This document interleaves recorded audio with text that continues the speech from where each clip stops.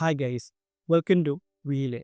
ലോകത്തിലെ തന്നെ ഏറ്റവും നല്ല 10 സയൻസ് ഫിക്ഷൻ മൂവികൾ പറയാൻ പറഞ്ഞ് നമ്മൾ ഒട്ടുമിക്ക ആളുകളുടെയും മനസ്സിലേക്ക് ഒന്നാമതായി തന്നെ കടന്നു വരിക ക്രിസ്റ്റഫർ നോളൻ എന്ന മജിഷ്യൻ തീർത്ത അത്ഭുതങ്ങളിലൊന്നായ ഇൻഡർസ്റ്റെല്ലർ ആയിരിക്കും.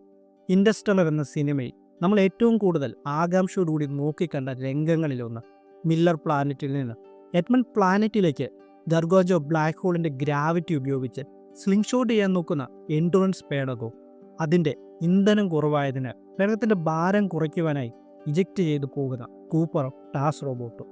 ഇൻഡർസ്റ്റെല്ലർ എന്ന മൂവി നായകൻ്റെ രക്ഷപ്പെടൽ അനിവാര്യമായതിനാൽ തന്നെ ബൾബിംഗ് രൂപപ്പെടുത്തിയ 5 ഡയമെൻഷണൽ സ്പേസായ ടെസറാക്കിലേക്ക് അവർ ചെന്ന് എത്തുകയും ചെയ്യുന്നു. എന്നാൽ കൂപ്പറിന് പകരം നമ്മളായിരുന്നു പതിച്ചിരുന്നതെങ്കിൽ ബ്ലാക്ക് ഹോളിൽ പതിക്കുന്ന ഏതൊരു വസ്തുവിനും അനുഭവപ്പെടുന്ന ഗ്രാവിറ്റേഷണൽ ടൈഡൽ ഫോഴ്സ് വളരെ കൂടുതലായിരിക്കും. അതായത് നിങ്ങളുടെ കാലുകളിൽ അനുഭവപ്പെടുന്ന ഗുരുത്വാകർഷണം നിങ്ങളുടെ തലയിൽ അനുഭവപ്പെടുന്ന ഗുരുത്വാകർഷണത്തിൻ്റെ അനേകം മടങ്ങായിരിക്കും. ഒരു ഉദാഹരണത്തിന് സൂര്യൻ്റെ 10 മടങ്ങ് മാസുള്ള ഒരു ബ്ലാക്ക് ഹോൾ നിങ്ങൾ സങ്കല്പിക്കുക.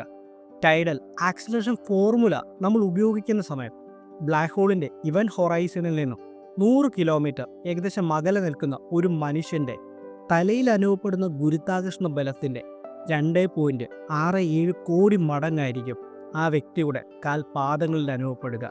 ഇതേ തുടർന്ന് ഏതൊരു വസ്തുവിന് സ്പഗാറ്റിഫിക്കേഷൻ നടക്കുകയും 170 സെൻറ്റിമീറ്റർ ഉയരമുള്ളൊരു മനുഷ്യൻ 4640 കിലോമീറ്റർ നീളത്തിലേക്ക് വലിച്ചു നീട്ടപ്പെടുകയും ചെയ്യും.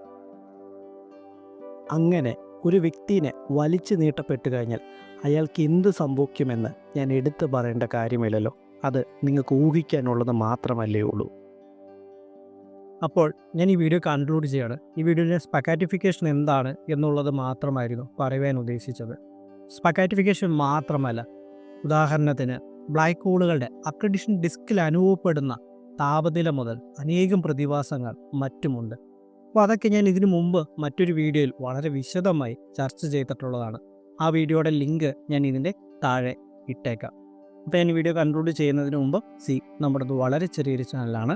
നിങ്ങളുടെയൊക്കെ സപ്പോർട്ട് ഉണ്ടെങ്കിൽ മാത്രമേ നമുക്ക് മുന്നോട്ട് പോകുവാനായിട്ട് സാധിക്കുകയുള്ളൂ. ആരെങ്കിലും ചാനൽ സബ്സ്ക്രൈബ് ചെയ്തിട്ടില്ലെങ്കിൽ സബ്സ്ക്രൈബ് ചെയ്ത് ഹെൽപ്പ് ചെയ്യണമെന്നും വീഡിയോയിൽ എന്തെങ്കിലുമൊക്കെ പോരായ്മകളുണ്ട് ഡെസിനേറ്റ്ലി പറയണമെന്നും ഞാൻ നിങ്ങളുടെ അടുത്ത് പറയണം. അപ്പോൾ ഓക്കെ, ബൈ ബൈ, ടാറ്റ. എല്ലാവർക്കും നല്ലൊരു ദിനം. അടുത്തൊരു വീഡിയോയിലൂടെ കാണാം.